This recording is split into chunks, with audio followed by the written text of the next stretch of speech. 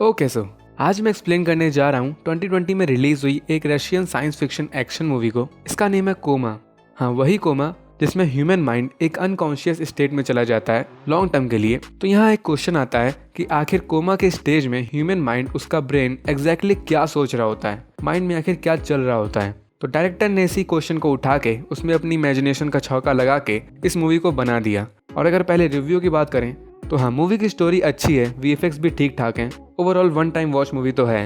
And as you all know I love Russian movies. मेरे को नरक में भी जगह नहीं मिलेगी, और अगर ये जोक समझ गए तो आपको भी नहीं मिलेगी। खैर, अगर आप इस चैनल पर फर्स्ट टाइम आ रहे हो तो दोस्त, जिंदगी बहुत छोटी है, सो मेरी और अपनी खुशी के लिए वो लाल बटन दबा देना। So let's start and you all just have to sit down, keep calm and listen to me. तो सबसे पहले वो चीज़ें बता दूं जो मूवी में आगे समझने में हेल्प करेंगी। सो मूवी में बेसिकली हमें ये बताया गया है कि इंसान जब किसी इंसिडेंट के बाद कोमा में चला जाता है तो उसके माइंड में क्रिएट हो जाती है इमेजिनेशन एंड मेमोरी से भरी एक नई दुनिया। और जितने भी लोग कोमा में जाते हैं वो सब इसी दुनिया में आके अपनी मेमोरीज को शेयर कर रहे होते हैं। जब तक वो कोमा से नहीं निकलते वो इसी दुनिया में रहते हैं बाकियों के साथ। और इस दुनिया में जितनी भी चीज़ें होती हैं, रोडें, सड़कें, एवरीथिंग, वो हर एक चीज़ किसी न किसी पर्सन की मेमोरीज से बनी होती हैं।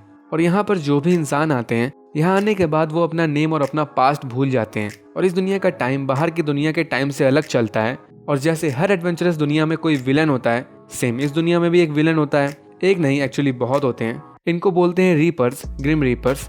ये भी किसी की मेमोरी से बने होते हैं और इनको दिखाई नहीं देता है। ये ह्यूमंस को सेंस कर लेते हैं और उनको मारने के लिए उनके पीछे पीछे आ जाते हैं। और ये जिसको भी पकड़ लेते हैं वो इंसान फिर कभी भी कोमा से बाहर नहीं निकल पाता, वो परमानेंट कोमा में चला जाता है। तो इस दुनिया में रह रहे लोगों को इन रीपर्स से बच के रहना होता है, इनसे दूरी बना के चलना होता है। सो ये पूरा सीन होता है कोमा के पीछे इस मूवी के हिसाब से, जैसा हमें स्टार्ट में बताया जाता है। नाउ अब हम आते हैं एज यूजुअल मूवी के मेन प्लॉट पे। तो मूवी के स्टार्ट में हमें एक बंदा दिखाया जाता है, इसका नेम होता है विक्टर। और ये किसी रूम में सो के उठा होता है और इसको कुछ आइडिया नहीं होता कि आखिर ये कहाँ है। बाहर की पूरी दुनिया बिखरी हुई लग रही होती है और इसको अपना नेम भी याद नहीं होता। तो मतलब ये होता है उसी कोमा के अंदर वाली दुनिया में, मतलब कि रियल लाइफ में विक्टर ये कोमा में होता है। इसके साथ क्या हादसा हुआ वो भी आगे पता चलेगा। खैर, ये न्यू दुनिया को एक्सप्लोर कर रहा होता है, लेकिन तभी यहाँ आ जाता है एक रीपर इसको मारने। बट इसको बचाने आ जाते हैं 3 स्ट्रेंजर्स और ये विक्टर को अपने साथ ले जाते हैं। और ये भाग के, उछल कूद के उस रीपर से पीछा छुड़ाने लगते हैं। बट उनमें से एक आदमी के हाथ में रीपर एक कट कर देता है, बट ये इग्नोर मार के फिर से भागने लगता है। लेकिन रीपर इनका पीछा नहीं छोड़ता। तो इनमें से एक आदमी के पास कोई रास्ता नहीं होता सेक्रीफाइस करने के अलावा, ताकि बाकी सब यहाँ से सेफली भाग सकें। तो वो बॉम्ब लेकर रीपर के सामने सुसाइड कर लेता है। सो ये तीनों लोग बच जाते हैं और फिर ये तीनों एक बस के पास जाते हैं। सो ये बस एक्चुअली एक वर्म होल की तरफ वर्क करती है। ये 2 डिफरेंट प्लेसेस को एक साथ जोड़ रही होती है। एक साइड यहाँ रह रहे लोगों का अड्डा होता है और बाकी अदर साइड खुला एरिया जिसको ये लोग फील्ड बोलते हैं। और इसी बस की वजह से इन लोगों के अड्डे पे रीपर्स नहीं आ पाते, सो ये यहाँ सेफ रहते हैं। तो अब यहाँ पे रह रहे लोगों के बारे में बताता हूँ। तो यहाँ पर कुछ लोगों के पास सुपर पावर्स भी होती हैं, सबके पास नहीं होती, बस कुछ के पास यूनिक पावर्स होती हैं। उनके माइंड कैसे सोचता है उस वजह से, और वो रियल लाइफ में क्या करते थे उससे भी। और यहाँ किसी को अपना नेम तो याद होता नहीं, तो सबने अपने निक नेम रखे होते हैं। ये होता है फैंटम, यहाँ का लीडर, इसके पास सुपर स्ट्रेंथ होती है। ये होती है फ्लाई, ये हीलर होती है, ये लोगों की वुंड्स को हील कर देती है। ये होती है स्पिरिट, इसको पता चल जाता है अपने सेंस से जब कोई रीपर इनके आसपास आ रहा होता है। और ऐसे ही कुछ और लोग भी होते हैं पावर्स के साथ। और यहाँ इन सबका बॉस होता है फैंटम का भी गॉडफादर, इसका नेम है येन। ये इस कोमा की दुनिया में सबसे पहले आया होता है, इसलिए इसको सबसे ज्यादा नॉलेज होती है इस दुनिया की। और इसका कहना होता है कि कोमा की दुनिया में एक छुपा हुआ आइलैंड है जहाँ कोई रीपर नहीं आ सकता, बट इनको वो ढूंढना होता है। खैर, यहाँ जो लोग रहते हैं सबके अपने पर्सनल रूम होते हैं और सबके रूम में एक डोर होता है, एक दूसरी दुनिया में जाने का डोर। सो वो होती है ड्रीम्स की दुनिया। मगर वहाँ पर किसी का जाना अलाउ नहीं होता, येन ने सबको मना करके रखा होता है, क्योंकि वहाँ पर जो भी जाता है वो भटक जाता है, कभी वापस नहीं आ पाता। और फैंटम की यहाँ पहले दिन ही नोकझोंक हो जाती है, लड़की का चक्कर बाबू भैया। क्योंकि फैंटम का कहना होता है विक्टर से कि फ्लाई इसकी बंदी है, तो तुम फ्लाई से थोड़ा दूर रहना। लेकिन फ्लाई ने पहले ही विक्टर को बता दिया होता है कि ये फैंटम को पसंद नहीं करती, इन दोनों के बीच कुछ नहीं है। सो विक्टर यही बात फैंटम को बोल देता है, तो इसलिए फैंटम को गुस्सा आ जाता है और फिर ये विक्टर को लेकर बाहर आ जाता है, क्योंकि अब टाइम होता है ये देखने का कि विक्टर के पास भी कोई सुपर पावर है कि नहीं। और येन के हिसाब से विक्टर एक स्पेशल बंदा होता है, सो फैंटम यहाँ विक्टर को बताने लगता है कि सुपर पावर निकालने के लिए लोगों को अपने आप को डेंजर में डालना होता है, तभी उनके अंदर का ज्वाला फट के बाहर आता है। सो ये विक्टर को ठोकना स्टार्ट करता है, बहुत मारता है और उसके अंदर से कुछ निकलता भी है, आ की आवाजें। बस बेचारे के पास कोई पावर्स नहीं होती। और फैंटम यहाँ विक्टर से पूछता है कि रियल लाइफ में तुम क्या करते थे। सो ये कहता है कि एक आर्किटेक्ट था और सब डिसअपॉइंट होकर यहाँ से चले जाते हैं। शो खत्म, टाटा बाय बाय। और अब रात में विक्टर को अपने रियल लाइफ के एक्सीडेंट्स के ड्रीम भी आ रहे होते हैं कि इसका कार एक्सीडेंट हुआ था, शायद उसी के बाद ये कोमा में चला गया था, बट इसको डिटेल्स याद नहीं होती। खैर अब नेक्स्ट डे फैंटम लोगों को एक मिशन पे जाना होता है बाहर फील्ड में एक बॉम्ब कलेक्ट करने। और यहाँ येन विक्टर से बोलता है कि कभी कभी स्पेशल एबिलिटीज को एक्टिव होने में टाइम लगता है और ये विक्टर को भी फैंटम लोगों के साथ जाने को बोलता है। सो ये लोग बस के थ्रू यहाँ से निकलते हैं अपने मिशन पे और फील्ड पे जाते हैं। और यहाँ एक बंदा, इसका नेम होता है एस्ट्रोनॉमर, ये इनके ग्रुप में होता है और इसकी एक थ्योरी होती है कि ये कोमा माइंड की कॉन्शियसनेस को और ह्यूमन बॉडी को अलग अलग कर देता है, इसीलिए इनकी मेमोरीज भी इस जगह पे आके सेपरेट वे में फैल जाती हैं। लेकिन इसके हिसाब से इनके जो ड्रीम्स होते हैं जो एक पूरी अलग दुनिया क्रिएट करते हैं, तो ये अपने ड्रीम्स में इस प्लेस को भी देखते हैं। मतलब अगर ये अपनी ड्रीम्स की दुनिया में जाएंगे तो इस कोमा वाली दुनिया से बाहर निकल सकते हैं, मतलब रियल लाइफ में ये कोमा से निकल सकते हैं। लेकिन येन ने इन सबको बताया होता है कि उस ड्रीम्स वाली दुनिया में जाके हर कोई भटक जाता है और फिर हमेशा के लिए कोमा में रह जाता है, इसलिए उसके अंदर कोई कभी नहीं जाता। खैर बैक टू द स्टोरी, ये सब मिशन पे जाते हैं। वहाँ एक सबमरीन से इनको एक बॉम्ब लेना होता है, मगर वहाँ कुछ गार्ड्स होते हैं। ये गार्ड्स कोमा वाले ह्यूमंस नहीं होते, ये किसी की मेमोरीज से बने होते हैं और ये स्ट्रेंजर्स को देख के उन पे शूट करते हैं। इसीलिए यहाँ पहले थोड़ी फाइट होती है, अच्छा खासा एक्शन देखने को मिलता है और ये सभी गार्ड्स को मार देते हैं और घायल हुए मेंबर्स को फ्लाई हील कर देती है। और फिर ये पहुंचते हैं सबमरीन के पास और सभी अपने काम पे लग जाते हैं। लेकिन तभी स्पिरिट को एहसास हो जाता है कि रीपर्स यहाँ आ रहे हैं और वो एक्चुअली में यहाँ आ रहे होते हैं, बट दो लोग सबमरीन के पास फंस जाते हैं और फैंटम लिटरली उन दोनों को छोड़ के यहाँ से भागने का ऑर्डर दे देता है। बट विक्टर हार नहीं मानता, सो ये देख के इसकी वजह से कोई नहीं भागता और यहाँ विक्टर फाइनली अपनी सुपर पावर्स को एक्टिवेट कर लेता है। ये रियल लाइफ में आर्किटेक्ट था, तो ये अपने माइंड से चीजें बिल्ड कर लेता है। यहाँ पर ये एक स्लाइडर जैसी कुछ चीज बनाता है जिससे बॉम्ब जल्दी से नीचे आ जाता है और ये सब यहाँ से सही सलामत निकल जाते हैं, कोई नहीं मरता। और अब विक्टर की पावर देख के सब इम्प्रेस हो जाते हैं, बाहुबली बाहुबली करने लगते हैं। और ये देख फैंटम की काफी जल रही होती है। Victor 1 phantom 0। खैर ये यहाँ एक आइडिया निकालता है। ये विक्टर से बोलता है कि इसको पता था कि तुम स्पेशल थे और तुम ही हमारे लिए अपनी पावर्स का यूज करके वो पूरा आइलैंड क्रिएट करोगे जो ये लोग ढूंढ रहे थे। ये इन सभी लोगों के लिए एक सेफ प्लेस होगी क्योंकि यहाँ सब चीज मेमोरीज पे बनी होती हैं। इवन वो रीपर्स भी किसी की मेमोरीज से बने होते हैं। बट जब विक्टर वो आइलैंड क्रिएट करेगा तो वो किसी की मेमोरी पे क्रिएट नहीं होगा, वो विक्टर की खुद की इमेजिनेशन पे क्रिएट होगा। सो वहाँ रीपर्स आ ही नहीं पाएंगे और सब सेफ रहेंगे। और विक्टर इस काम के लिए रेडी हो जाता है और ये नेक्स्ट मॉर्निंग से इस काम को शुरू करने का प्लान करता है और ये फैंटम को लीडर से हटा के एस्ट्रोनॉमर को लीडर बना देता है। Astronomer 1 phantom 0। और अब रात में फ्लाई हेल्प करती है विक्टर को उसकी पावर्स को और अच्छे से यूज करने में और ये दोनों एक दूसरे को लाइक करने लगते हैं और काफी ज्यादा क्लोज हो जाते हैं। और ये फैंटम भी देख लेता है विक्टर 1 एंड फैंटम -इन्फिनिटी। खैर अब नेक्स्ट डे ये सब पूरे प्लान के साथ अपने अड्डे को छोड़ के निकल जाते हैं आइलैंड बनाने के लिए एक जगह ढूंढने। और एस्ट्रोनॉमर के हिसाब से ये रास्ता एकदम क्लियर होता है, कोई भी रीपर यहाँ नहीं होता। बट थोड़ी देर चलते ही स्पिरिट को रीपर्स के आसपास होने का एहसास हो जाता है और सब काफी पैनिक हो जाते हैं। और एक्चुअली यहाँ फैंटम ने एक चाल चली होती है विक्टर के खिलाफ। इसने विक्टर के कपड़ों में एक डिवाइस ऑन करके रख दिया होता है। इस डिवाइस से बेसिकली रीपर्स अट्रैक्ट होते हैं और इन सब के पास आ जाते हैं। और फैंटम ने ऑब्वियसली ऐसा अपनी बंदी को लेके किया था बदला लेने के लिए, और इस डिवाइस की वजह से रीपर्स इन लोगों के पास आ जाते हैं और विक्टर पे अटैक भी कर देते हैं, बट लकीली वो बच जाता है। और यहाँ पर अगर आपको वो सीन याद होगा मूवी के स्टार्ट वाला, जिसमें एक रीपर फैंटम के हैंड में एक कट कर देता है, सो उस कट की वजह से फैंटम भी अब एक रीपर में कन्वर्ट होने लगता है और सब इस पे शूट करने लगते हैं। सो ये डर के मारे यहाँ से भाग जाता है, बट इसको अपने ऊपर काफी बुरा लगता है कि ये क्या हो गया। और बाकी रीपर्स भी इस पे अटैक नहीं कर रहे होते अब, क्योंकि ये उन्हीं में से एक बन रहा होता है। और रीपर्स यहाँ काफी लोगों को मार डालते हैं, लगभग सबको ही मार डालते हैं, सिर्फ मेन कैरेक्टर्स को छोड़ के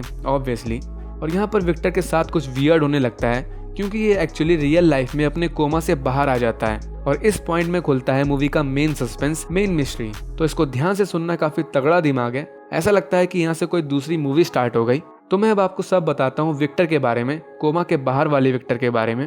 तो रियल लाइफ में विक्टर आर्किटेक्ट होता है, मगर ये थोड़ी ज्यादा हाईफाई डिजाइनिंग करता है। इसके प्रोजेक्ट्स, इसकी बिल्डिंग जो होती हैं, जो इसने डिजाइन करी होती हैं, उनको रियल लाइफ में बनाना पॉसिबल नहीं होता। इसीलिए विक्टर के पास फिलहाल कोई काम नहीं होता कोई भी ऑर्गेनाइजेशन इसके प्रोजेक्ट्स को एक्सेप्ट ही नहीं करती, सबके लिए वो औकात के ऊपर का काम होता है। और रियल लाइफ में इसकी गर्लफ्रेंड वही होती है, कोमा के अंदर वाली लड़की फ्लाई।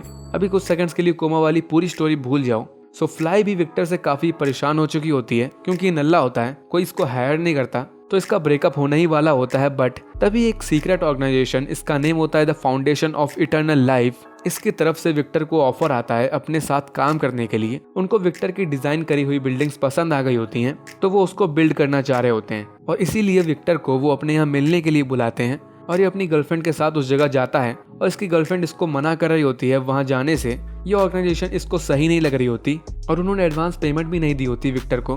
और एक्चुअली में भी ये ऑर्गेनाइजेशन किसी कल्ट से कम नहीं लग रही होती। इसके बहुत अंधभक्त बाहर खड़े होते हैं, बट विक्टर एक्साइटमेंट में यहाँ पहुंच जाता है और अपनी गर्लफ्रेंड के मना करने के बावजूद अंदर जाता है और ये मिलता है जाके येन से। यानी ऑर्गेनाइजेशन का हेड होता है, सीईओ, और ये विक्टर से बोलता है कि ये तुम्हारे डिजाइन्स को बिल्ड करेगा। और फिर ये उसको लेके एक रूम में ले जाता है, ऑपरेशन थिएटर जैसी जगह, और यहाँ लेटे होते हैं बहुत सारे लोग और ये सब होते हैं कोमा में। तो यहाँ पर बेसिकली ये हो रहा होता है कि जो ये येन है, ये प्रोफेशन से एक डॉक्टर होता है, इसके पास काफी नॉलेज होती है सेरेब्रल फिजियोलॉजी के बारे में, इसमें ह्यूमन ब्रेन के बारे में सब कुछ होता है। तो येन की यहाँ थ्योरी होती है कि जब ह्यूमन ब्रेन डीप कोमा के स्टेट में होता है तो वहां पर वो इंसान वो सारी चीजें कर सकता है जो रियल लाइफ में करना इम्पॉसिबल होती हैं, क्योंकि एक तरीके से वो ड्रीम्स जैसी दुनिया होती है जैसे अपन लोगों को मूवी के फर्स्ट हाफ में दिखाई गई। और ये साइंस एक्चुअली बायोलॉजिकली भी रियल है, डीप कोमा के स्टेट में ऐसा ही कुछ होता है। सो येन का यहाँ पर मोटो यही होता है कि वो दुनिया भर से लोगों को लेके आए और उनको कोमा के स्टेट में डाल के एक दूसरी दुनिया में ले जाए जहाँ पर वो अपनी मर्जी से कुछ भी कर सकते हैं।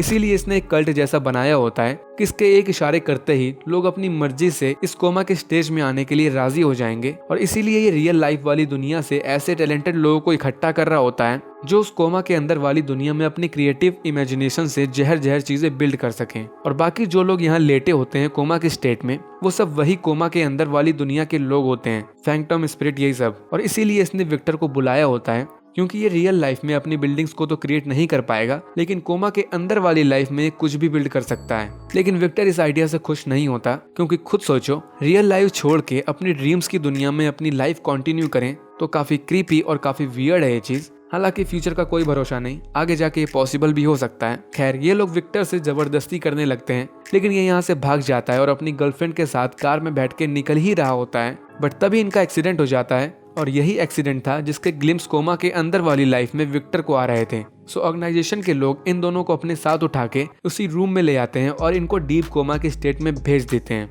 और यहाँ से वो पूरा सीन होता है जहाँ से मूवी स्टार्ट हुई थी कि विक्टर एक जगह जगता है और लोग इसको बचाने आते हैं। तो अब मूवी के दोनों first half and second half in दोनों को जोड़ दो सो पूरी पिक्चर क्लियर हो जाएगी। और अगर आप यहाँ सोच रहे हो कि अगर फ्लाई और विक्टर को साथ में कोमा में भेजा गया था तो फ्लाई वहां पर पहले से कैसे थी, क्योंकि वही अपने दोस्तों के साथ विक्टर को बचाने आई थी। तो एक्चुअली में विक्टर की गर्लफ्रेंड को, मतलब फ्लाई को, कुछ घंटे पहले कोमा में भेजा गया था, इसके बाद विक्टर को भेजा गया था, इसीलिए इतना टाइम डिफरेंस था इनके बीच। नाउ स्टोरी में वापस आते हैं उस पॉइंट से जब विक्टर डीप कोमा की स्टेज से बाहर आता है। सो येन एक्चुअली यहाँ विक्टर को एज अ ट्रेलर दिखा रहा होता है कि देखो कोमा की दुनिया में कितना मजा आता है, तुम्हारे पास सुपर पावर्स थी और अब तो एक प्यार करने वाली गर्लफ्रेंड भी थी। बट स्टिल विक्टर को ये प्लान अच्छा नहीं लगता और ये यहाँ से जाने को बोलता है, लेकिन येन इसको ब्लैकमेल करता है क्योंकि इसकी गर्लफ्रेंड अभी भी कोमा के स्टेज में थी और अगर उसको कोमा के अंदर रीपर पकड़ लेगा तो वो एक तरीके से रियल लाइफ में मर जाएगी। सो येन यहाँ विक्टर से एक डील करता है कि ये कोमा वाली दुनिया में इसको अपना पूरा आइलैंड क्रिएट करके दे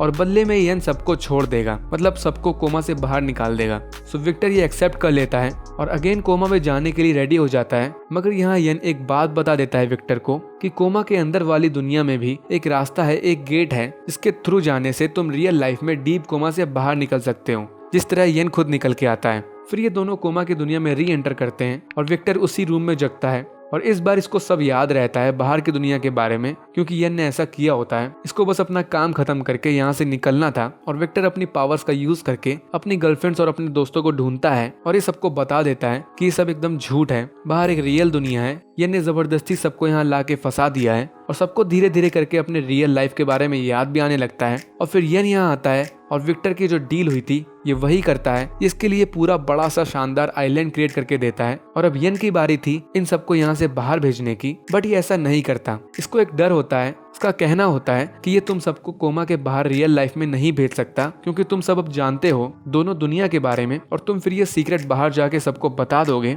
कि एक तरीके से झूठी दुनिया है, तो फिर कोई भी इस कोमा के अंदर वाली दुनिया में नहीं आएगा, स्पेशली इनके कल्ट के फॉलोअर्स। इसीलिए यन इनको बाहर नहीं भेजता, बल्कि इनको मारने लगता है। बाहर रियल लाइफ में इन सब की एयर सप्लाई को बंद कर दिया जाता है, सो ये सब 1 बाय 1 धीरे धीरे करके वैनिश होने लगते हैं, मतलब मरने लगते हैं। ऐसा लगता है कि थैनोस ने अपनी चुटकी बजा दी। मगर विक्टर को यहाँ याद आ जाती है वो बात कि यहाँ एक डोर है जिसके थ्रू कोमा से बाहर निकल सकते हैं। सो ये उसी ड्रीम्स की दुनिया में जाता है, क्योंकि ये हमेशा सबको मना करता था ड्रीम्स की दुनिया में जाने के लिए। सो ये वहाँ जाते हैं और ये भूल भुलैया जैसी जगह होती है, पजल्स की तरह चीजें बिखरी हुई होती हैं। मगर थोड़ा दिमाग लगाने के बाद विक्टर समझ जाता है एग्जिट कहाँ है, बट इनको रास्ते में यन रोकने आ जाता है और ये विक्टर को मारने लगता है। लेकिन तभी पीछे से आके यन को मार डालता है एक रीपर, और ये रीपर एक्चुअली में वही फैंटम होता है। अगर भूले ना हो तो वो भी एक रीपर में कन्वर्ट हो गया था। इसको भी बाकियों की तरह अपनी रियल लाइफ के बारे में सब याद आ गया था जब ये रीपर बना था। सो ये यन से अपना बदला ले लेता है उसको मार के, और फिर चला जाता है। और इस साइड विक्टर और फ्लाई ये दोनों डोर के थ्रू जाके कोमा से सही सलामत बाहर निकल आते हैं। और यन उसी कोमा वाली दुनिया में दिखाया तो नहीं गया, बट शायद मर ही गया होगा। और विक्टर और उसकी गर्लफ्रेंड रियल दुनिया में हैप्पीली अपनी लाइफ बिताने लगते हैं। और विक्टर भी अब थोड़ी हाईफाई डिजाइन छोड़ के कायदे के प्रोजेक्ट्स पे वर्क करने लगता है, सो उसको भी अब कॉन्ट्रैक्ट मिलने लगते हैं। तो इस कपल की हैप्पी एंडिंग हो जाती है। बट न्यूज में ये देखते हैं कि वही सीक्रेट ऑर्गेनाइजेशन अभी भी रनिंग में होती है। गवर्नमेंट उस ऑर्गेनाइजेशन को चेक करती है, सो उसमें सब कुछ लीगल निकलता है, कुछ भी इलीगल नहीं होता। और उसके फॉलोअर्स डेली इंक्रीज होते जा रहे होते हैं। यहाँ शायद सेकंड पार्ट आ सकता है मूवी का, क्योंकि ऑर्गेनाइजेशन अभी तक बंद नहीं हुई, मतलब लोग अभी भी कोमा की दुनिया में जा रहे होंगे। खैर यहाँ ये मूवी एंड हो जाती है और ये वीडियो भी। तो कमेंट करके बताना ये वीडियो कैसी लगी और अपना रिव्यू देना इस मूवी को लेके। और यहाँ तक अगर आ चुके हो तो सब्सक्राइब बटन दबा ही देना यार, और अगर वीडियो पसंद आए तो लाइक और शेयर कर देना। सो मिलते हैं नेक्स्ट वीडियो में, तब तक के लिए stay tuned and bye bye.